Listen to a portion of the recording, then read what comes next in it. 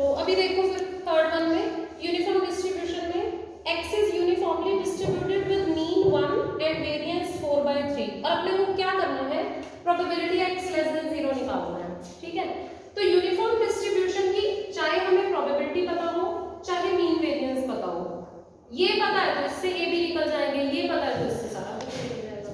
आपको क्या करना है प्रोबेबिलिटी x लेस देन 0 निकालनी है, तो क्या करोगे आप लोग देखो आपके पास इस बार डिस्ट्रीब्यूशन फंक्शन प्रोबेबिलिटी फंक्शन नहीं है बट आपको दे रखा है कि मीन 1 है और वेरिएंस भी दे रखी है। यस तो क्या होगा कैलकुलेट कर लो, है ना, इजी है बिल्कुल। यहाँ से आपका a प्लस b 2 आ जाएगा और यहाँ से आपका b माइनस a क्या आ गया 4 आ गया ना, हाँ 4 आ गया तो b minus a I think 2 रह जाएगा क्या 4 b माइनस a का स्क्वायर 4 into 4 बन गया ना, ठीक हो गया। तो आपके पास a प्लस b भी आ गया और b माइनस a भी आ गया, तो यहाँ से a और b निकल गए, ऐड करो दोनों को 2b6 और b की वैल्यू क्या आ गई 3, सेम a की क्या बनेगी फिर नेगेटिव। चलिए प्रोबेबिलिटी पता होती तो ठीक था, नहीं पता तो a और b निकालो। अब इससे क्या बन जाएगा प्रोबेबिलिटी फंक्शन, प्रोबेबिलिटी फंक्शन क्या है 1 upon b minus a for -1 to 3 और अदरवाइज इट इज, ठीक है हो जाएगा। अब क्या करना है हमें प्रोबेबिलिटी x लेस देन 0 निकालना है, तो प्रोबेबिलिटी x लेस देन 0 कैसे कैलकुलेट होगा -∞ से 0 fx dx, ठीक। बट हम -∞ से कैलकुलेट नहीं करते होते, हम कहां से कैलकुलेट करते हैं a to b से। उस दिन में मैंने समझाया था इनको कि जब हमने ये कैलकुलेशन करनी है x लेस देन 0 बोल रहा है, इसका मतलब आपने सिर्फ 0 तक जाना है, ठीक। 0 तक जाने का मतलब है -1 से स्टार्ट हो जाओगे ना, क्योंकि -1 से 3 के लिए वो डिफाइंड है और तो किसी के लिए डिफाइंड नहीं है, तो ये जस्ट किस में चेंज हो जाएगा -1 से 0 fx dx, that's all, easy okay. तो नेक्स्ट देखो फोर्थ बात है जैसे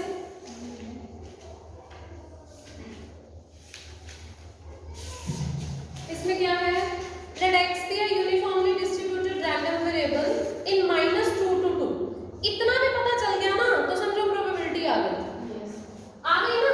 x जो है यूनिफॉर्मली डिस्ट्रीब्यूटेड फ्रॉम -2 to 2, बस हो गया काम खत्म, f बन जाएगा, है ना। -2 से 2 के लिए दिस माइनस दिस करोगे तो 1/4 और otherwise it is 0। Find out क्या करना है probability x mod x minus 1 is greater than equals to 1/2।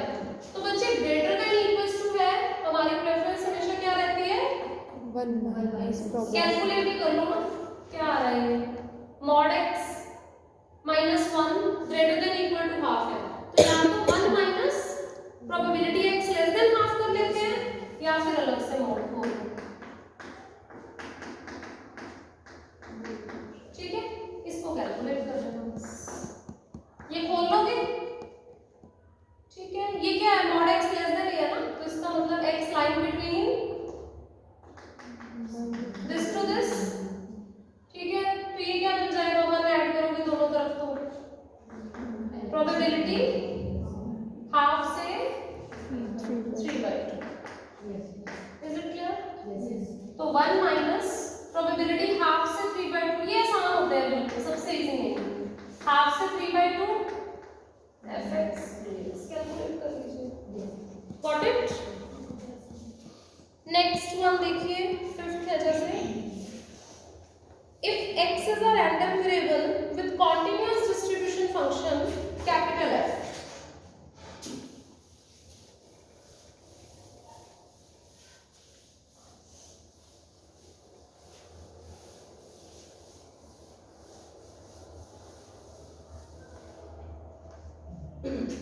हाँ जी नेक्स्ट है आपका x is a random variable with continuous distribution function capital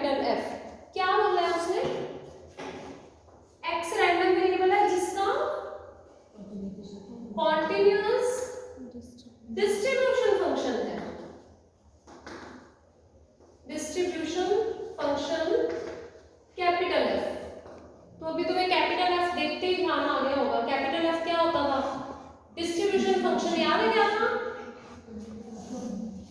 distribution function fx is probability x less than equals to x. Right. तो इस पर हमें probability function के बारे में कुछ नहीं कहा गया, हमें सीधा क्या दिया हुआ है? डिस्ट्रीब्यूशन फंक्शन, ठीक है ना।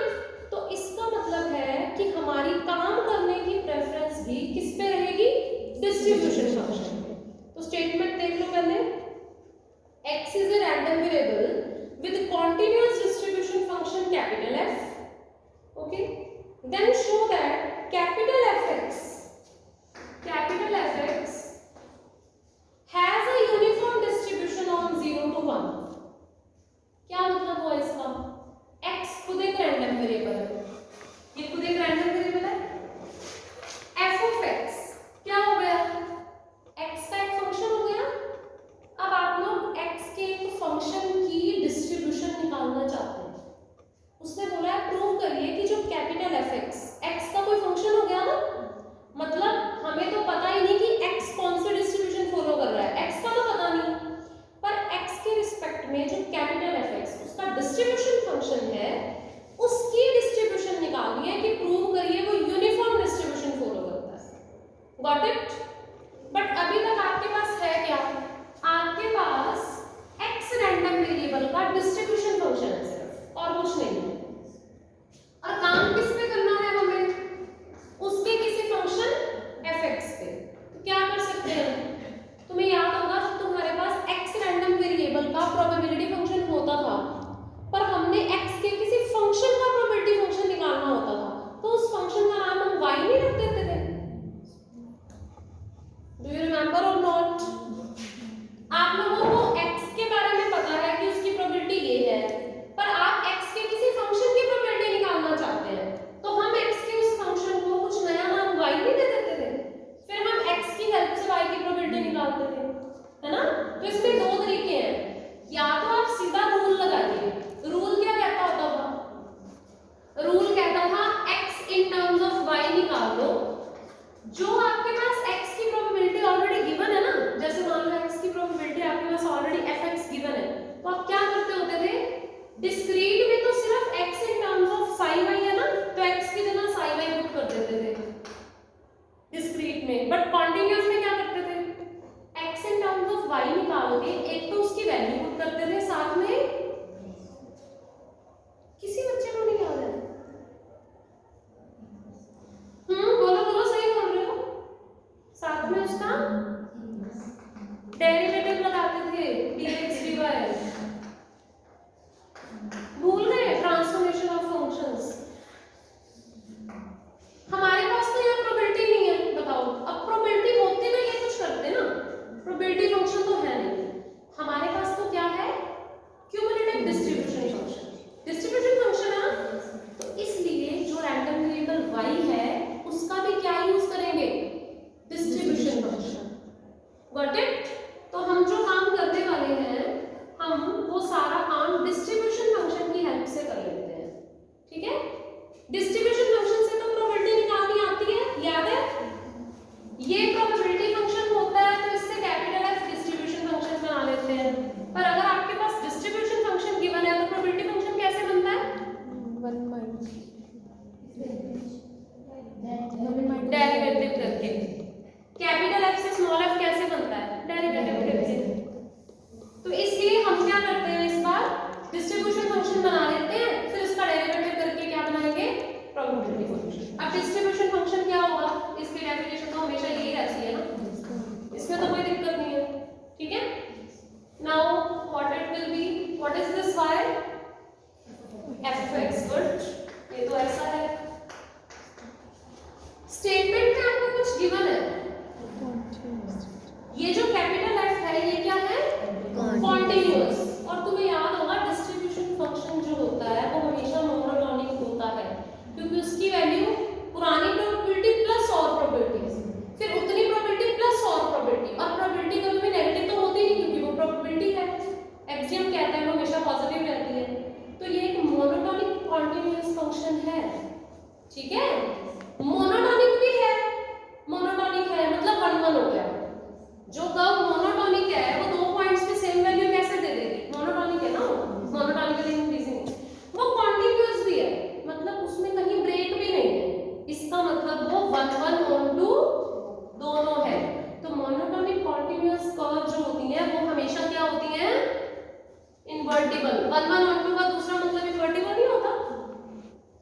मतलब इसका इन्वर्स एग्जिस्ट करता है ना।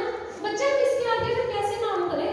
x, देखो हमारे पास x के लिए कुछ है, y का तो निकालना है ना, हमारे पास किसके लिए है रूल?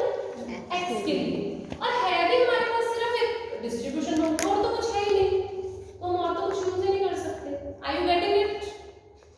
सो यहां से तुम्हें सबको ही पता लग रहा है, एक ही स्टेप बनता है, probability of fx less than equal to y का क्या मतलब है? Probability x less than equal to f inverse y, f inverse ही अप्लाई करोगे ना, और तो कुछ हो ही नहीं सकता। इसीलिए ये बात करी है ना कि इनवर्स ले सकते हो कि नहीं ले सकते। Got it? being monotonic continuous it is invertible, therefore it can be converted to this one। ये क्या बन गया भाई? देखिए ये क्या है? Probability x less than equal to x, क्या है ये? हाँ हाँ सही है, डिस्ट्रीब्यूशन फंक्शन। वो क्या दिया हुआ है? कैपिटल। ठीक है, तो इसकी शक्ल कैसी बन गई अब? कैपिटल F, बस x की जगह क्या है वहां? F inverse y। Got it? So in this way you will get a distribution function gy is equals to y। ठीक हो गया? चलिए, तो अगर प्रोबेबिलिटी फंक्शन बनाना चाहते हैं तो ऑब्वियसली उसका डेरिवेटिव करेंगे, क्या आ जाएगा फिर? 1। हमें शो क्या करना है? ये जो कैपिटल F है ये यूनिफॉर्म डिस्ट्रीब्यूशन फॉलो कर रहा है। यूनिफॉर्म डिस्ट्रीब्यूशन में प्रोबेबिलिटी क्या होती है? 1/b माइनस a ना, तो 1/b माइनस a के हिसाब से तो 1/1 है, that means 0 to 1, otherwise clear? तो फिर ये क्या हो जाएगा आपका? It is defined that capital Fx is following uniform distribution from 0 to 1, क्योंकि ये जो नया रैंडम वेरिएबल y है ये Fx ही तो है जिस पे तुम काम कर रहे थे। चलिए आगे, next distribution is again very important, इसको ट्राई करना आप यूनिफॉर्म डिस्ट्रीब्यूशन को। ठीक है बच्चे, एक सिंगल चैप्टर में से 2 क्वेश्चन बनने हैं पूरे कॉन्टिन्यूअस में। देख लो डिस्ट्रीब्यूशंस हैं कितनी, गिनती की हैं। यूनिफॉर्म अपने आप में बड़ी इंपॉर्टेंट, उसके बाद एक्सपोनेंशियल इज अगेन इंपॉर्टेंट, फिर 2 बीटा गामा आ जाएंगे, और फिर नॉर्मल तो द मोस्ट इंपॉर्टेंट वन। मतलब इतना सा ही टॉपिक है जिसमें से फुल 2 क्वेश्चंस बनने हैं। देखो exponential distribution,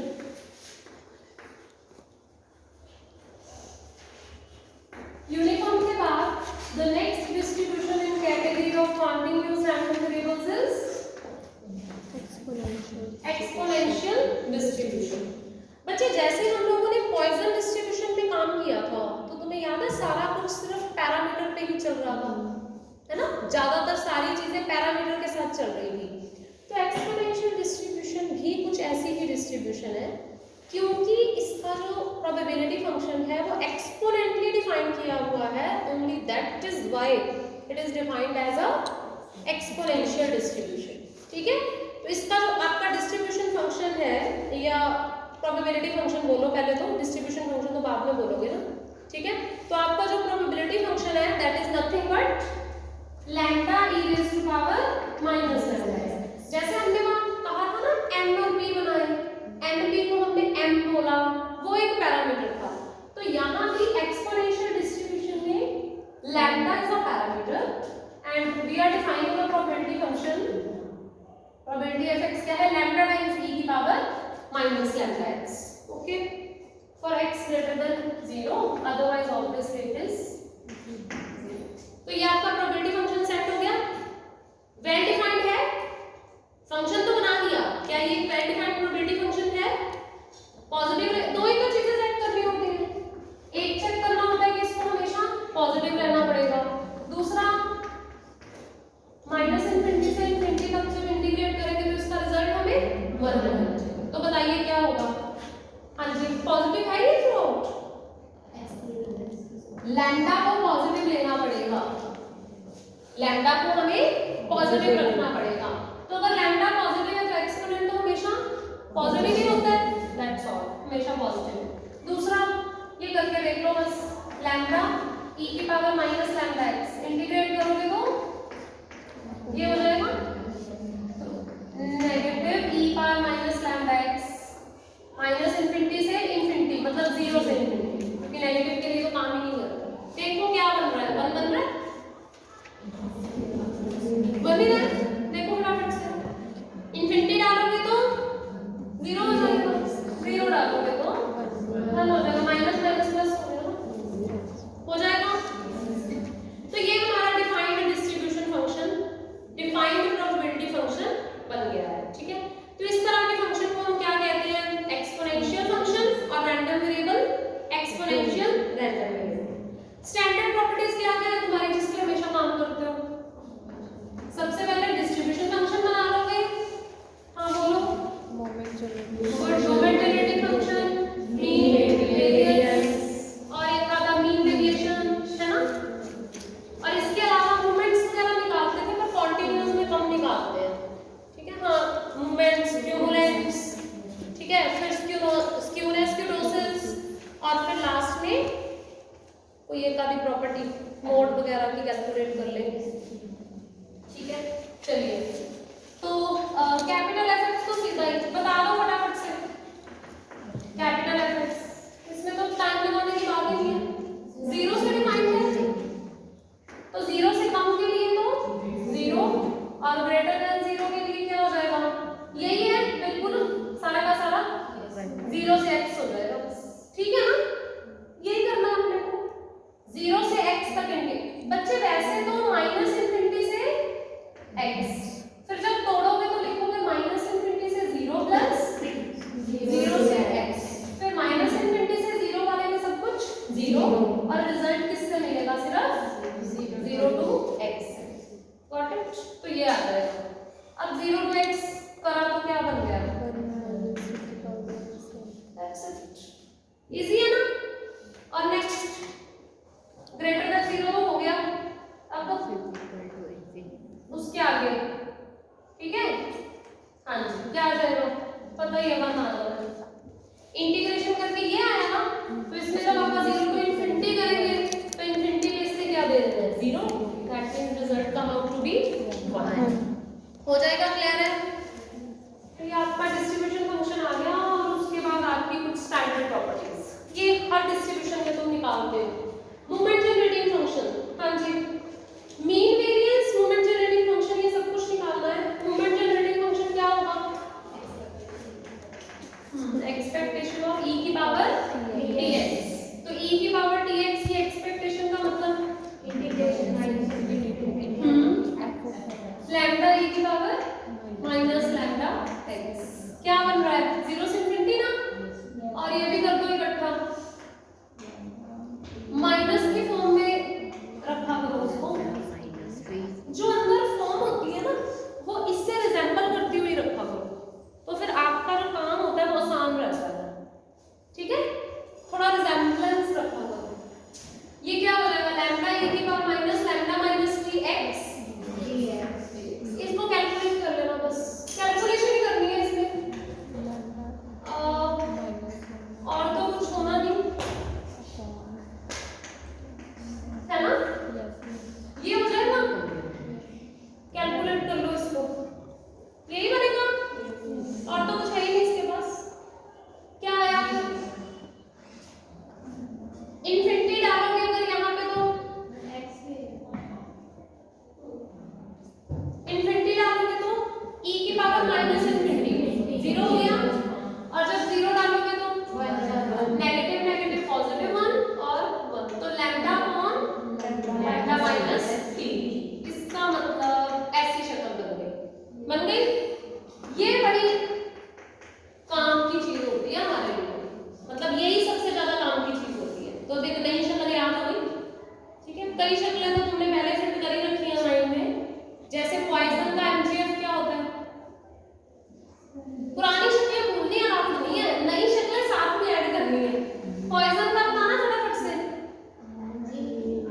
good good, e raise to power m e बार d माइनस, पुरानी शक्लें भूलो मत साथ साथ, ठीक है,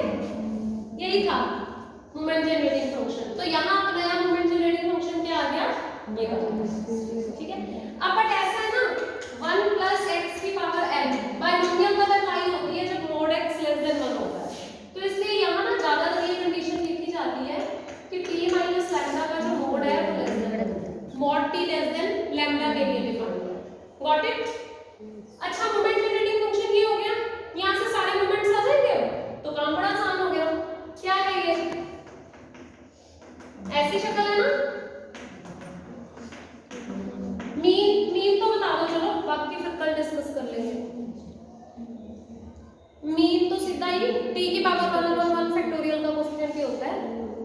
भूल ही जाते हो सारा, क्या कर रहे हो? बस मैथ्स पढ़ना छोड़ रखा है, बाकी सब पढ़ रहे हैं, है ना? धक्के से मैम पढ़ा रही है। हो गया। और ऐसे ही अगर म्यू 2 डैश की बात करें, मतलब एक्सपेक्टेशन x स्क्वायर, वो किसका कोएफिशिएंट होता है? c स्क्वायर अपॉन 2 फैक्टोरियल का, वो नहीं है ना? तो इस बार ये क्या हो जाएगा? वेरिएंस क्या होती थी? दिस माइनस, ठीक है। मीन क्या आ गया? 1/λ। वेरिएंस क्या आ गई? 1/λ स्क्वायर। तो इस तरह से आप लोग आगे के मोमेंट्स निकाल सकते हो।